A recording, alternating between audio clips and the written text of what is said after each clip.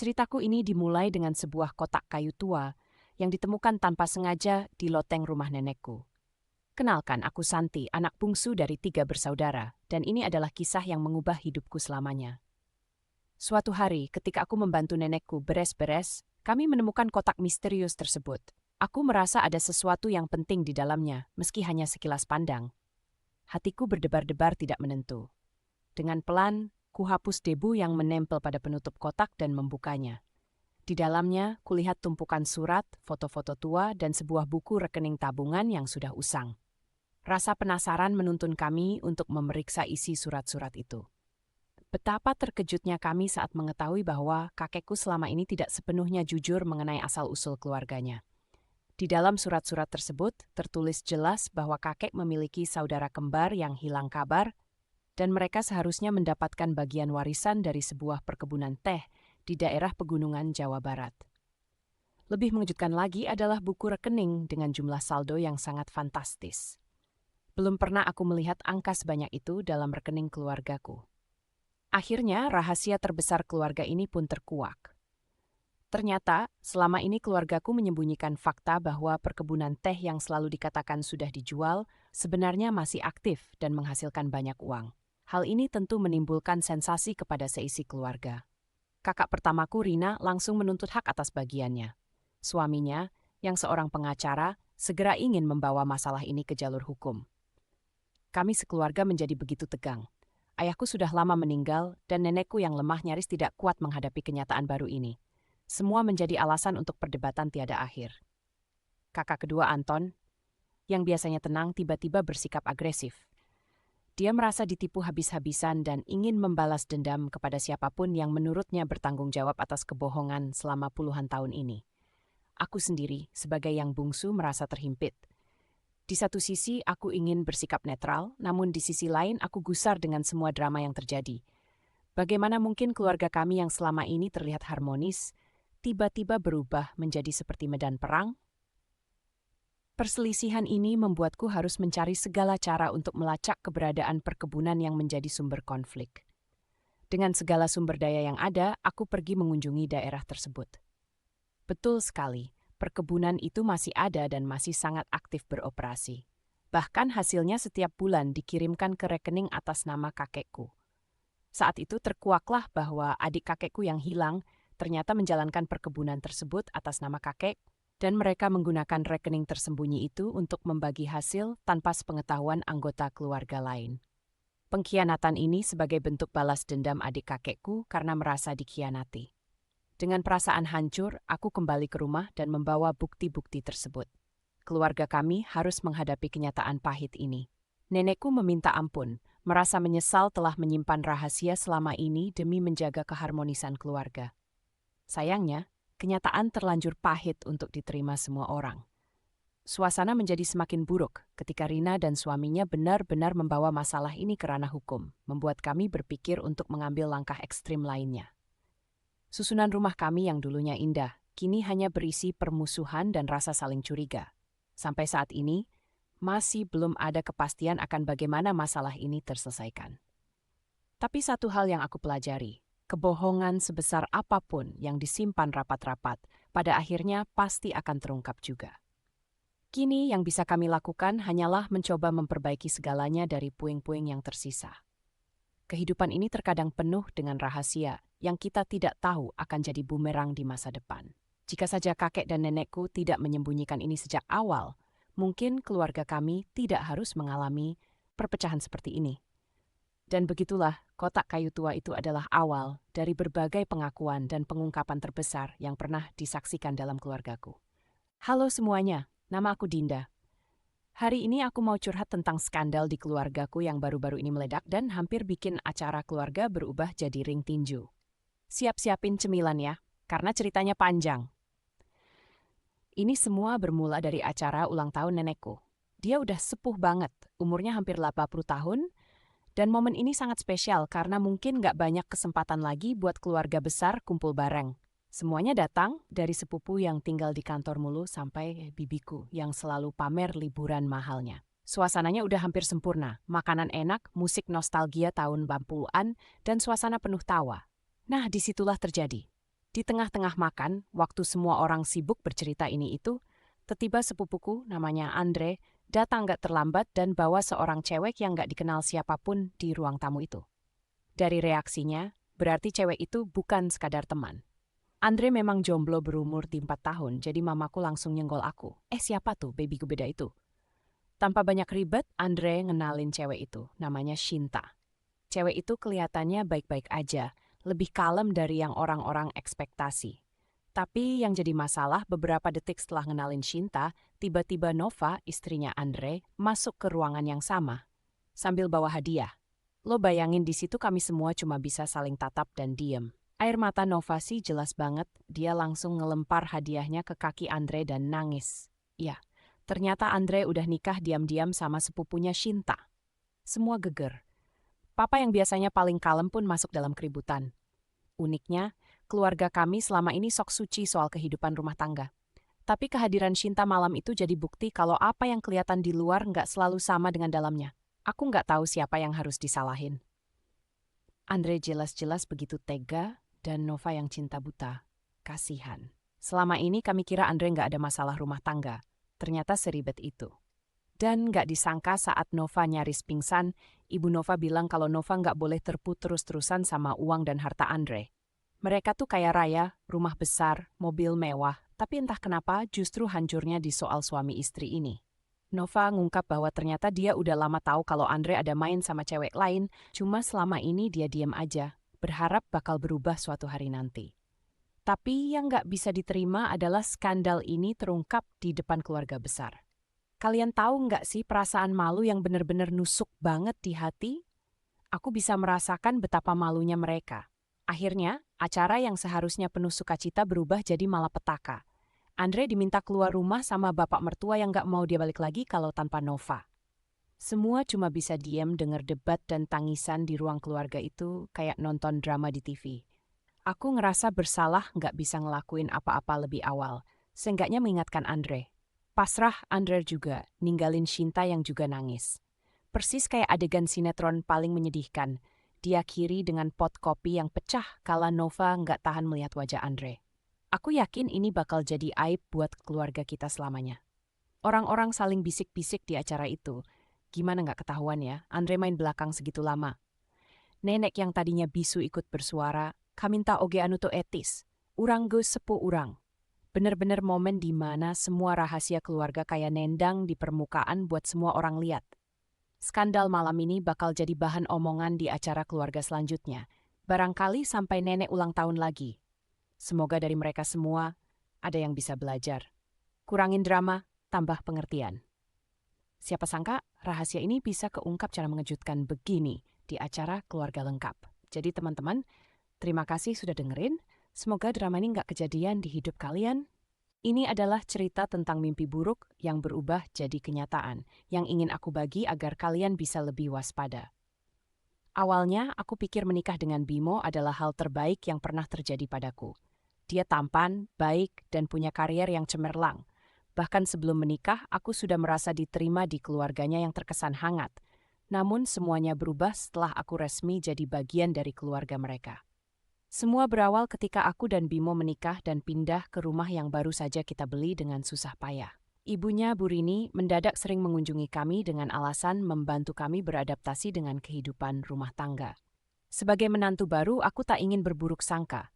Aku biarkan dia datang dan pergi sesuka hati. Awalnya memang indah.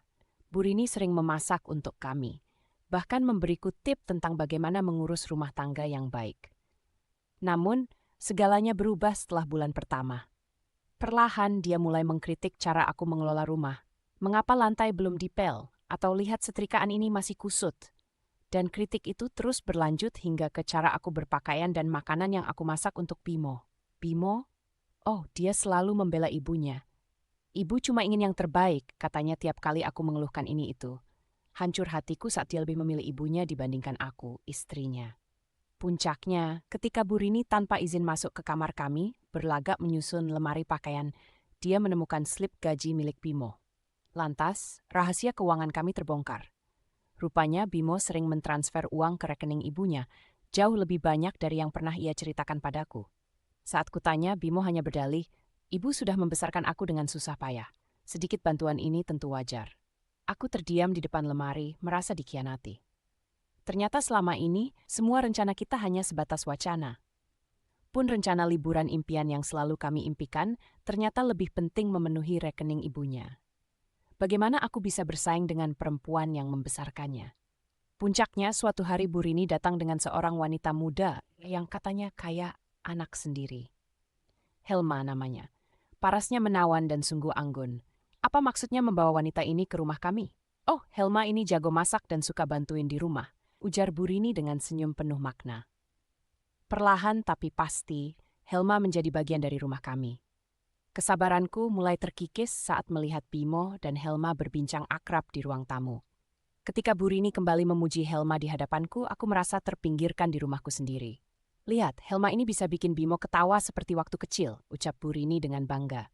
Hatiku mulai berbisik, apakah semua ini ada maksud terselubung? Suatu malam, ketika Bimo pulang lebih larut dari biasanya, keterkejutanku tak bisa ditutupi lagi. Dia mengaku kalau selama ini dia lebih sering curhat ke Helma karena merasa mendapat support yang lebih dari yang aku beri. Dia mengerti aku, kamu terlalu sering mengeluhkan ibuku, jelasnya. Seakan darahku mendidih, ternyata Helma lah yang selama ini mendampingi Bimo bukan sebagai teman, melainkan lebih dari itu. Putus asa, kuangkat telepon dan menghubungi Bu Rini. Air mataku tak bisa lagi ditahan ketika aku bertanya, apa yang salah dari aku sampai begini? Suara di seberang tak menunjukkan sedikit pun penyesalan.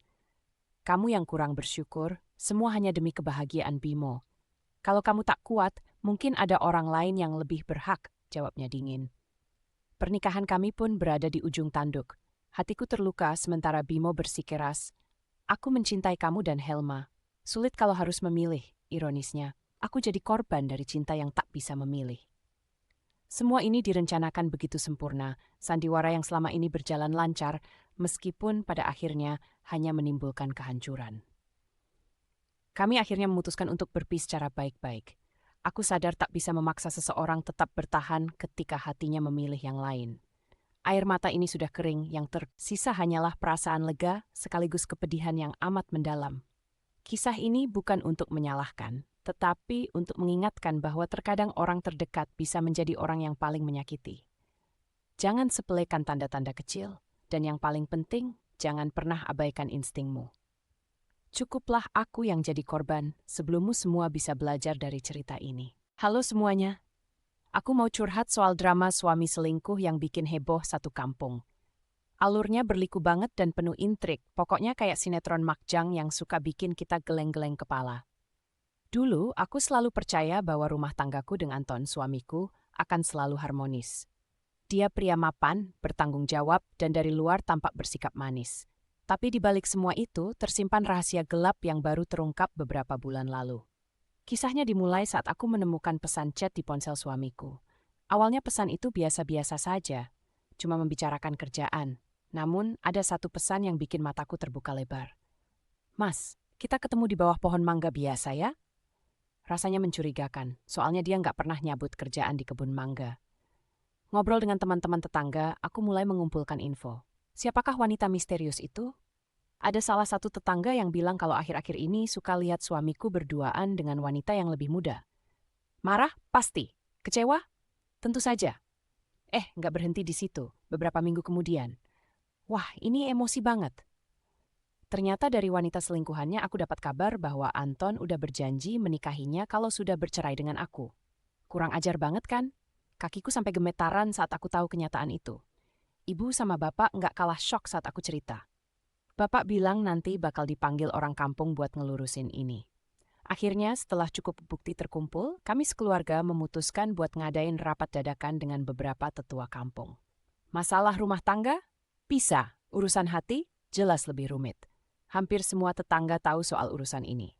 Bertemulah kami di balai kampung, lengkap dengan Pak RT dan minimal satu orang saksi dari pihak wanita selingkuhan.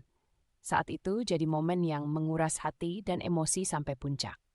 Mereka berdua ditemukan pula bahwa Anton menggunakan uang tabungan keluarga pas pengetahuanku buat ngebawa cewek selingkuhan liburan setiap bulan. Bahkan dia rela jual beberapa aset bersama. Suasana tegang. Sebagian orang terbelalak. Oma sendiri nggak henti-henti ngeluarkan malapetaka dari mulutnya yang bergetar.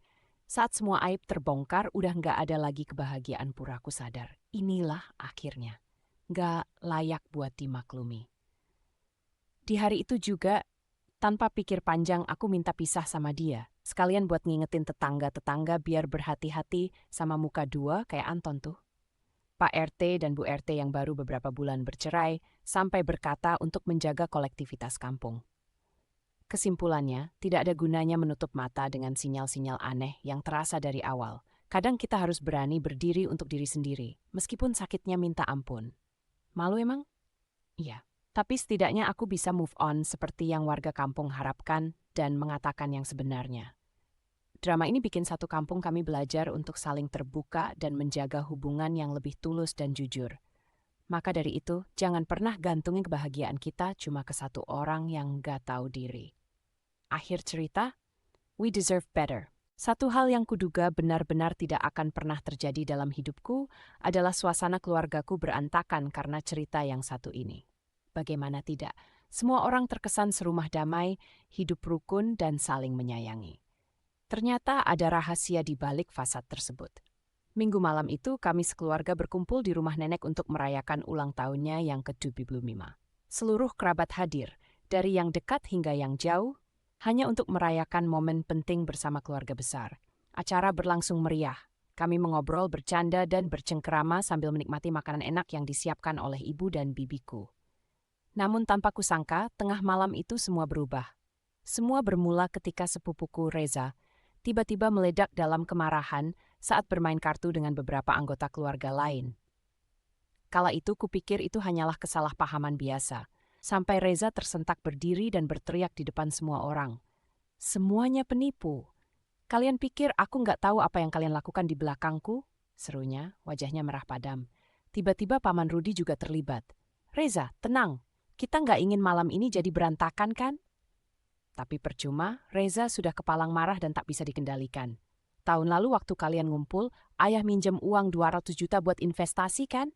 Nyatanya itu buat bayar judi. Teriak Reza sambil menunjuk ke arah Paman Rudi. Suasana ruangan langsung jadi tegang. Semua mata tertuju pada Paman Rudi yang pucat. Sementara Reza melanjutkan, ibu sudah tahu kalau ayah pakai uang orang buat berjudi? Saat itu, bibiku langsung menangis histeris, seraya memalingkan wajah terhadap kejadian di depannya. Teman-teman sekalian, saat itulah semua rahasia kotor keluarga ini mulai terungkap. Ternyata selama ini, di balik damainya keluarga kami, ada sebuah rahasia besar yang dipendam oleh beberapa orang.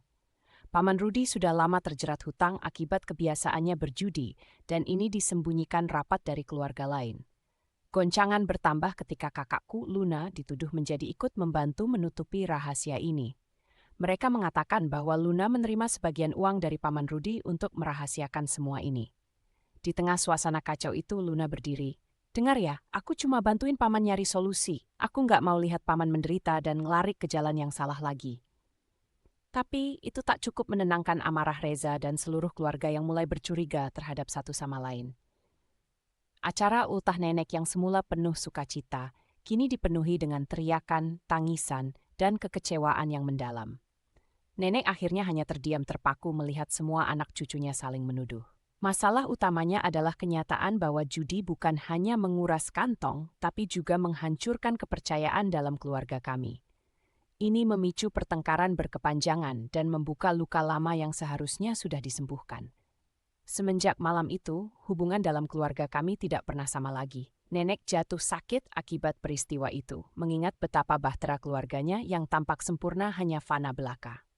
Kami semua dipaksa untuk membuka mata bahwa rahasia dapat menghancurkan orang-orang terdekat kita. Kini, setiap kali ada acara keluarga, rasa canggung itu selalu hadir. Tak ada lagi kehangatan yang tulus, digantikan oleh perasaan saling curiga dan takut rahasia baru akan kembali terbongkar. Sebenarnya, curhatan ini lebih dari sekadar cerita yang ingin kubagi. Ini adalah peringatan untuk semua orang di luar sana bahwa kebohongan dan rahasia hanya akan memberikan kebahagiaan semu. Mungkin kalian bisa belajar dari kesalahan kami dan tidak membiarkan uang atau godaan merusak hubungan yang paling berharga, keluarga. Sebab sekali rahasia itu terbongkar, kita tidak bisa memutar kembali waktu untuk memperbaikinya. Semoga cerita recycle agar hati-hati dan menghindari bisikan buruk Ya, kebersamaan. Hai semuanya, ini adalah cerita yang sudah lama saya simpan rapat. Hari ini saya ingin berbagi, bukan demi mencari simpati, tapi sebagai pelajaran berharga bagi kita semua. Karena siapa tahu, di balik senyuman manis seseorang, tersembunyi badai yang siap menghancurkan. Dulu, saya adalah orang yang sangat terobsesi dengan judi. Sejak saya kenal dengan dunia perjudian saat kuliah dulu, hidup saya seolah-olah diwarnai adrenalin. Awalnya semua terlihat menyenangkan. Saya cukup sering memenangkan taruhan dan bahkan mampu membayar uang kuliah tanpa bantuan orang tua. Namun dari yang mulanya cuma sekadar coba-coba, lama-kelamaan saya jadi ketagihan. Saya pribadi bukanlah orang yang mudah ditebak. Di mata keluarga dan teman-teman, saya adalah sosok yang bisa diandalkan, selalu tenang dan tidak pernah menunjukkan gejolak. Namun di balik semua itu, saya menyimpan rahasia besar. Saya memiliki hutang judi ratusan juta rupiah. Segala menjadi lebih buruk ketika hutang-hutang itu mulai menghantui. Saya sudah tidak sanggup lagi menyembunyikannya dari istri saya. Dalam sebuah pertengkaran tidak terelakkan, saya mengakui segalanya. Tangisan dan kemarahan mewarnai malam kami. Dia merasa dikhianati dan tidak tahu siapa saya sebenarnya. Saya tidak pernah menyangka reaksi istri akan separah itu. Ia pergi dari rumah, membawa kedua anak kami dengan meninggalkan secarik kertas berisi perintah cerai. Dunia saya hancur seketika. Ternyata tidak berhenti sampai di situ. Kabar tentang kegagalan saya menyebar cepat sekali, layaknya api membakar daun kering. Saat saya sedang berusaha menyelesaikan kekacauan ini, saya menemukan fakta mengejutkan lainnya. Ternyata saudara laki-laki saya selama ini terlibat perjanjian rahasia dengan lintah darat yang sama. Ya Tuhan, rasanya seperti ditusuk dari belakang. Dia memanfaatkan ketergantungan saya pada judi demi keuntungan pribadi. Saudara yang selama ini saya anggap tidak mungkin mengkhianati saya. Sakit hati ini seperti pengkhianatan bertubi-tubi. Tidak terhitung sudah berapa kali saya mencoba memperbaiki keadaan, memohon ampun pada istri dan anak-anak, merangkak di hadapan orang tua yang sudah sangat kecewa, mencoba menyelesaikan hutang dan meretas semua relasi busuk dengan saudara sendiri. Namun, percayalah, cobaan ini terasa lebih dari sekadar hukuman. Saya tidak menyangka bahwa efek domino dari judi bisa menghancurkan segalanya. Rasa sesal yang luar biasa hampir membuat saya menyerah. Tapi meskipun jalanku gelap, saya tidak bisa menyerah demi orang-orang yang kuanggap berharga. Hidup saya memang masih belum sepenuhnya pulih. Bisnis baru yang saya jalankan sedang dalam proses berkembang meski sulit. Relasi dengan keluarga masih dingin. Namun, percayalah, ini adalah permulaan dari kehidupan baru. Begitulah caranya saya berbagi cerita ini. Bukan untuk mengundang kasih, tetapi untuk menyadari bahwa satu kesalahan bisa menghancurkan seluruh hidup kita. Dan kita harus berani menghadapi apa yang kita timpakan kepada diri sendiri. Sejujurnya, mengaku dan berbagi cerita ini adalah salah satu langkah terberat dalam hidup saya. Tetapi inilah satu-satunya cara untuk memulai hidup baru, demi kebahagiaan nyata yang layak saya dan keluarga dapatkan. Buat kalian yang sedang bergelut dengan godaan judi atau dosa tersembunyi lainnya, saya sangat berharap ini bisa menjadi cermin atas perjalanan kalian sendiri. Semoga kita semua bisa belajar dari kesalahan yang sudah terjadi. Halo semuanya, nama saya Maya. Bukan nama asli, tapi biarlah tetap begitu. Saya ingin berbagi kisah yang sudah lama saya pendam. Saya berharap melalui tulisan ini saya bisa menemukan kedamaian atau setidaknya pelajaran bagi kita semua. Ceritanya dimulai 2 tahun lalu. Kehidupan pernikahan saya dengan Arif, yang sudah berjalan 7 tahun, terasa hambar. Kami memiliki seorang anak, Nia yang lucu dan pintar. Tapi hubungan kami semakin terasa seperti rutinitas tanpa gairah. Saat itu saya bekerja sebagai manajer pemasaran di perusahaan besar. Di situ saya bertemu dengan Reza, rekan kerja baru yang penuh pesona. Dia cerdas, humoris, dan memberikan perhatian yang sudah lama tidak saya dapatkan dari Arif. Semula kami hanya berteman. Namun perhatian kecil berubah menjadi kebiasaan, dan kebiasaan ini tanpa disadari berubah menjadi perasaan. Reza dan saya mulai sering makan siang bersama. Kami berbagi cerita, tawa, hingga keluh kesah. Tak terbendung, perasaan semakin dalam dan pertemuan kami menjadi lebih sering. Satu malam setelah lemburan, Reza mengajakku untuk mengobrol di kafe kecil dekat kantor. Momen tak bersalah itu berubah menjadi kecupan manis yang akhirnya menuntun kami pada perselingkuhan yang tersembunyi. Hubungan terlarang ini berlangsung selama lebih dari setengah tahun. Awalnya rasa bersalah menghantui pikiran setiap kali pulang, menatap mata Arif dan Nia. Namun, saya terlena dengan sensasi dan kenyamanan yang diberikan Reza. Hingga suatu hari, Arif menemukan pesan singkat dari Reza di ponsel saya. Saat itu hidup saya terasa runtuh.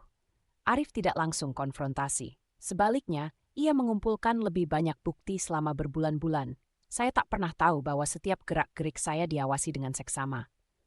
Suatu hari, Arif mengajak saya duduk berdua.